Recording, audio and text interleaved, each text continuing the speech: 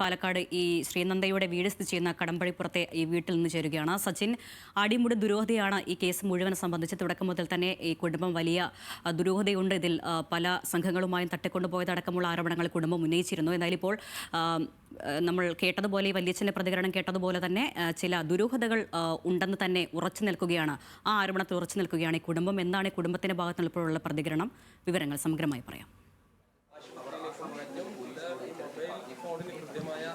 അരുണ, കഴിഞ്ഞ 4-ാം തീയതിയാണ് പാലക്കാട് കടമ്പഴിപ്പുറത്തെ വീട്ടിൽ നിന്നും ശ്രീനന്ദ അടക്കമുള്ള 40-അംഗ സംഘം കർണാടകയിലേക്ക് വിനോദസഞ്ചാരത്തിനായി പോയിട്ടുള്ളത്. നേരത്തെ അരുണ സൂചിപ്പിച്ചതുപോലെ തന്നെ വല്യച്ഛൻ്റെ പ്രതികരണം നമ്മൾ നേരത്തെ എടുത്തിരുന്നു. വല്യച്ഛനടക്കമുള്ളവരായിരുന്നു ഈ യാത്രാ സംഘത്തിലുണ്ടായിരുന്നത്. അവർ പ്രധാനമായും പറയുന്നത് ഈ പ്രദേശത്തെല്ലാം കൃത്യമായ രീതിയിൽ പരിശോധന നടത്തിയിരുന്നു എന്നാണ് വല്യച്ഛനും വ്യക്തമാക്കുന്നത്. കൂടാതെ തന്നെ ഡ്രോൺ അടക്കമുള്ള എല്ലാ ഉപകരണങ്ങളും ഉപയോഗിച്ച് പരിശോധന നടത്തിയിരുന്നു. എന്നിട്ട് പോലും ആ പ്രദേശങ്ങളിലെല്ലാം പരിശോധന നടത്തിയിട്ട് അന്ന് കണ്ടെത്താൻ വേണ്ടി മൃതദേഹമോ അല്ലെങ്കിൽ ശ്രീനന്ദയോ കണ്ടെത്താൻ വേണ്ടി സാധിച്ചില്ല. പിന്നീടാണ് ഇത്തരത്തിൽ ഇന്ന് രാവിലെയോടുകൂടെ ശ്രീനന്ദയുടെ മൃതദേഹം 1500 അടി താഴ്ചയിൽ കണ്ടെത്തുന്നത്. അതിനാൽ തന്നെ ഈ പ്രദേശത്തെല്ലാം പരിശോധന നടത്തിയിട്ട് പോലും കണ്ടെത്താൻ സാധിക്കാതെ ഇരുന്ന പ്രദേശത്ത് തന്നെയാണ് മൃതദേഹം കണ്ടത്. അതിനാൽ തന്നെ അതിൽ ദുരൂഹതയുണ്ട് എന്ന കാര്യം തന്നെയാണ് അതായത് ശ്രീനന്ദയുടെ ബന്ധുക്കളും വ്യക്തമാക്കുന്നത്. അത് വലിയ രീതിയിലുള്ള ഒരു ആരോപണം തന്നെയാണ്. കാരണം കഴിഞ്ഞ ദിവസങ്ങളിലടക്കം പ്രദേശങ്ങളിലെ ഇത്തരത്തിൽ ഈ മൃതദേഹവുമായി ബന്ധപ്പെട്ടുള്ള പരിശോധന നടത്തിയിട്ടും കണ്ടെത്താൻ വേണ്ടി സാധിച്ചില്ല. ഈ യാത്രയിൽ പങ്കെടുത്ത ബന്ധുവും പ്രതികരിക്കുന്നുണ്ട്. അല്ല, ഈ ടിക്കറ്റ് കൊടുക്കുന്ന ഭാഗത്ത് മാത്രമേ ബാരിക്കേഡ് ഉള്ളൂ, ബാക്കി വേറെ എവിടെയും ബാരിക്കേഡ്. പിന്നെ അവിടെ കുറച്ച് സ്ഥലം ഫ്രണ്ടിൽ കുറച്ച് ബാരിക്കേഡ് ഉണ്ട്, 2 ഭാഗത്തൊക്കെ. അവിടെ പോയാലും വീണാലും കാണുമൊന്നുമില്ല. മാത്രം ഭയങ്കര നല്ല ഹൈറ്റ് ഉള്ള സ്ഥലം അത്. ഡ്രോൺ ആ മേഖലയിലെല്ലാം എല്ലായിടത്തും പരിശോധന നടത്തിയെന്നാണ് പറഞ്ഞത്. ഞാൻ ഞാൻ ഫസ്റ്റ് വന്നായിരുന്നല്ലോ. നിങ്ങൾ ഈ താഴ്ചയിലൊക്കെ ഇറങ്ങി പോയിരുന്നു ആദ്യമായിട്ട്? കുറച്ചൊക്കെ ദൂരത്തൊക്കെ പോയിട്ടുണ്ട്.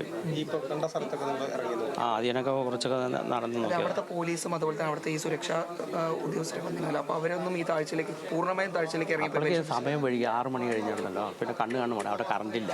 അല്ല, പിറ്റേ ദിവസം അപ്പോൾ ബുധനാഴ്ച രാവിലെ മുതൽ തുടങ്ങിയതാണ് പറഞ്ഞത്. അപ്പോൾ ഈ മൃതദേഹം കണ്ടെത്തിയ ഭാഗത്തേക്കൊന്നും അവർ പോയിട്ടില്ലേ? പോയതാണ് പറഞ്ഞത്. 2 ദിവസം തെരച്ചിൽ അധികം ഫുള്ള് നടത്തിയെടുക്കണം. അപ്പോൾ ഒന്നും കണ്ടില്ല. ഇറക്കിയായിരുന്നു പാരഷൂട്ടിൽ. ഇവിടുന്ന് ഒരു പയ്യൻ പോയിരുന്നു, അവരൊക്കെ ഇറങ്ങി നോക്കിയായിരുന്നു. ഈ ബുധനാഴ്ച വ്യാഴാഴ്ച എല്ലാം ആ ഭാഗത്തൊക്കെ പരിശോധന നടത്തിയതാണ്. പരിശോധന നടത്തിയാണ്. മൃതദേഹം കിട്ടിയെന്ന് പറയുന്ന ഭാഗത്ത് അവിടെയൊക്കെ പരിശോധന നടത്തിയെന്നാണ് പറഞ്ഞത്. ഇപ്പോൾ അവർ പറയണ അങ്ങനെയാണ്. പോലീസ് പറയുന്നത് ഒരു 1500 അടി താഴ്ച, അത്ര താഴ്ച ഉണ്ടാവും. ഇവർക്ക് അപ്പോൾ അത്ര താഴ്ചയിലേക്ക് പോകാൻ സാധിച്ചിട്ടില്ലേ അപ്പോൾ ഈ പരിശോധന നടത്തിയ ആളുകൾ? അല്ല, അവർ പോയതാണ് പറഞ്ഞത്. താഴത്തൊക്കെ ഇറങ്ങി പരിശോധിച്ചു എന്നാണ് പറഞ്ഞത്. പിന്നെ അത്ര ഞാൻ ദുരൂഹ തന്നെ. ഈ ഭാഗത്തു നിന്നാണ് മിസ്സാവാൻ സാധ്യത ഞാൻ കണ്ടോടുന്നത്. ഈ ടിക്കറ്റ് കൗണ്ടറിന്റെ മേഖലയിൽ വരെ എത്തിയ കുട്ടി പിന്നീട് എത്താൻ സാധ്യതയില്ല. ഇല്ല, അത്ര അപ്പോഴേക്ക് ഞാൻ പിന്നെ ഇവിടെ തിരയിൽ തുടങ്ങിയിട്ടുണ്ട്. അപ്പോഴും നിങ്ങളൊക്കെ ആ പ്രദേശത്തുണ്ട്? ഞങ്ങൾ അവിടെ ഉണ്ട്. അവർ 4 മിനിറ്റ് കൊണ്ട് ഒരിക്കലും പെട്ടെന്ന് അങ്ങോട്ടേക്ക് അപകടം സംഭവിക്കാൻ സാധ്യതയില്ല. ഇല്ല, അതിനുള്ള സാധ്യതയില്ല. എൻ്റെ സംശയം ഇവിടുന്ന് ഞാൻ കണ്ടിട്ട് ഇവിടുന്ന് ഞാനവിടെ വണ്ടി പോയിരുന്നു. പിന്നെ അപ്പോഴേക്ക് വണ്ടി പോയിരുന്നപ്പോഴേക്കാണ് എവിടെ തിരഞ്ഞിട്ട് പിന്നെ വെള്ളം അമ്മ ഓടിയിട്ട് വരുന്നത് ഇവിടെ എവിടെ ചോദിച്ചിട്ട്.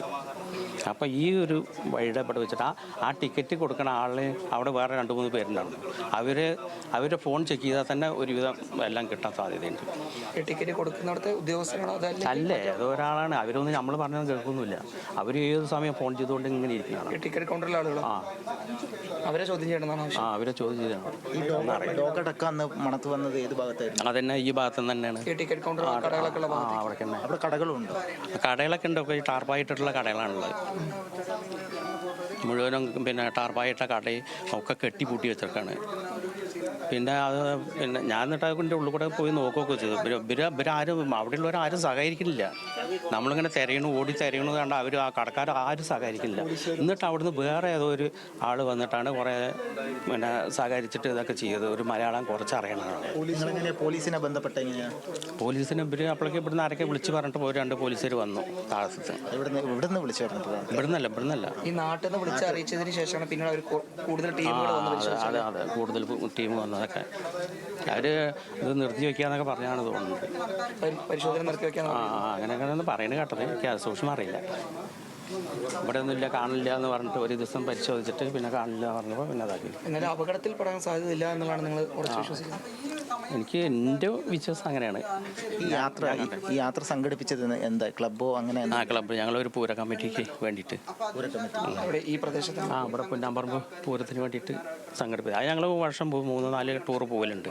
ആ കമ്മിറ്റിയിലുള്ള ആളുകളാണോ ഈ ഇവര് മെയിനായിട്ട് ഇവിടെയാണ് അതിൻ്റെ കമ്മിറ്റീൻ്റെ ആള്. ഏതാ പൂര കമ്മിറ്റി? പുന്നാമ്പറമ്പ് പടിഞ്ഞാറമ്പൂരം. എല്ലാ വർഷവും ഇത്ര യാത്ര സംഘടിപ്പിക്കും? ഓ, എല്ലാ വർഷവും ചെയ്യലുണ്ട്. കഴിഞ്ഞ വർഷം ഞങ്ങൾ 3-4 ടൂർ സംഘടിപ്പിച്ചായിരുന്നു. 4-ാം തീയതി എപ്പോഴായിരുന്നു ഇവിടുന്ന് പുറപ്പെട്ടത്? ഞങ്ങൾ 4-ാം തീയതി ഇവിടുന്ന് 3 മണിക്ക് ഹംപിയിലേക്കാണ് ഫസ്റ്റ് പോയത്. ഹംപിയിൽ എത്ര ദിവസം അവിടെ നിന്ന്? അവിടെ 2 ദിവസം. അതിനുശേഷമാണ് അവിടുന്ന് പിന്നെ 7-ാം തീയതി 7-ാം തീയതി കാലത്ത് അവിടുന്ന് പോന്നു. എന്നിട്ട് ഇവിടെ ചിക്കമംഗളൂർ വന്നിട്ട് പിന്നെ അന്ന് തന്നെ ഞങ്ങൾ രാത്രി തിരിക്കണം പറഞ്ഞിട്ടാണ് വന്നത്. അവസാനത്തെ ട്രിപ്പാണ്, ദിവസമായിരുന്നു. 8-ാം തീയതി കാലത്ത് ഇവിടെ എത്തും വേണമെന്ന് പറഞ്ഞിട്ട് ഞങ്ങൾ പ്ലാൻ ചെയ്തായിരുന്നു. ഇതിൽ കുട്ടികളൊക്കെ എത്ര പേരുണ്ടായിരുന്നു? ഞങ്ങൾ മൊത്തം 40 പേരാണുള്ളത്. കുട്ടികളടക്കം 40. അതെ. ഈ ശ്രീനന്ദയുടെ കൂടെ ആ സമയത്ത് കുട്ടികളുണ്ടായിരുന്നു?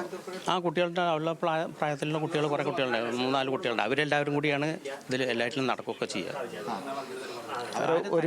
ആരും തനിയെ പോകുന്നില്ല, എവിടെയും തനിയില്ല. ഇവരെല്ലാവരും പിള്ളേരും എല്ലാവരും ഒന്നിച്ചിട്ടുണ്ട്. അത് ഏതെന്താണെന്ന് എനിക്കറിയില്ല. അല്ല, എവിടെ വീഴാനുള്ള സാധ്യതയില്ല. അവിടെയുള്ള ആൾക്കാരുടെ ഇത് കാണുമ്പോൾ നമുക്ക് തട്ടിക്കൊണ്ടുപോയതാണെന്നുള്ള ഒരു ഇത്. ഒന്നിനും സഹകരിക്കുന്നില്ല അവർ. ഒരു കടക്കാരും സഹകരിക്കുന്നില്ല, ഒന്നിനും സഹകരിക്കുന്നില്ല. ഒപ്പമുള്ളവരെ കുട്ടികൾ എന്താ പറഞ്ഞു ആ സമയത്ത്? അവർ അതിന് ഞങ്ങളുടെ കൂടെ ഉണ്ടായിരുന്നപ്പോൾ കണ്ടില്ല എന്നാണ് പറഞ്ഞത്. അവർ അങ്ങനെ പറയുന്നത്. മറ്റ് ശബ്ദങ്ങളൊന്നും കേട്ടില്ല അത്ര. പിന്നെ വേറൊരാൾ വന്നിട്ട് ഞങ്ങൾക്ക് സഹായത്തിന് എല്ലാവരും അതിൽ മലയാളം കുറച്ച് അറിയാം. അപ്പോൾ അതിൻ്റെ കൂടെ വേറെ ലേഡി ഉണ്ടായിരുന്നു. പിന്നെ അത് കഴിഞ്ഞപ്പോൾ ലേഡീനെ പിന്നെ കണ്ടില്ല. പിന്നെ എന്നിട്ട് അയാൾ താഴത്തേക്ക് വന്ന് പോലീസ് സ്റ്റേഷനിൽ അവർ പിന്നെ വേറെ 3-4 പേര് കൂടിയിട്ടാണ് പോലീസ് സ്റ്റേഷനിൽ വന്നിട്ട് എല്ലാവരും സഹായിക്കുകയൊക്കെ ചെയ്തത്. ആ ലേഡി ഉണ്ടായിരുന്നൊക്കെ പിന്നെ എവിടെ പോയിന്ന് കണ്ടില്ല. പിന്നെ എവിടുന്നാ വന്നതെന്ന് അറിയില്ല ഇവർ. 2 പേരും മലയാളം കുറേശ്ശെ സംസാരിക്കും, നല്ല സംസാരിക്കില്ല. അല്ല, അവർ പിന്നെ ഞങ്ങൾക്ക് ഹെൽപ്പ് ചെയ്യുക ചെയ്തത്. ഫുൾ ടൈം പോലീസ് സ്റ്റേഷനും എല്ലാം സംസാരിക്കാനും. നമുക്ക് കന്നഡ അറിയില്ലല്ലോ. അപ്പോൾ അത് കാരണം പോലീസ് സ്റ്റേഷനിൽ പോയിട്ട് ഈ പിള്ളേരെയൊക്കെ പിന്നെ ഇതാക്കുമ്പോൾ അതിനൊക്കെ സഹായിച്ചവർ. നിങ്ങളെപ്പോഴാണ് തിരിച്ചുവിടെ? ഞങ്ങളന്ന് പിന്നെ പോലീസിൽ അവിടെ ഞങ്ങളുടെ എല്ലാവരും ഫോൺ നമ്പറും ആധാർ കാർഡൊക്കെ വാങ്ങി വെച്ച് ഞങ്ങൾ എന്നിട്ട് അന്ന് 7-ാം തീയതി രാത്രി 8-ാം തീയതി പുലർച്ചെ 3 മണിക്ക് അവിടെ നിന്ന് പോകുന്നത്.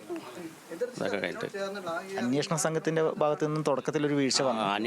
തുടക്കത്തിൽ വീഴ്ച ഉണ്ടായിരുന്നു. പിന്നെ ഇവിടുന്ന് കേരളത്തിൽ നിന്ന് ഇവിടുന്ന് നല്ല സമ്മർദ്ദം പോയപ്പോൾ പിന്നെ രണ്ടാമത് തുടങ്ങിയതാണ്. മുഖ്യമന്ത്രി അടക്കം ബന്ധപ്പെട്ടു. അങ്ങനെ പറയുന്നത് കേട്ടത് അറിയില്ല. MLA-യുമായി ബന്ധപ്പെട്ടപ്പോൾ അതാ പറഞ്ഞത്.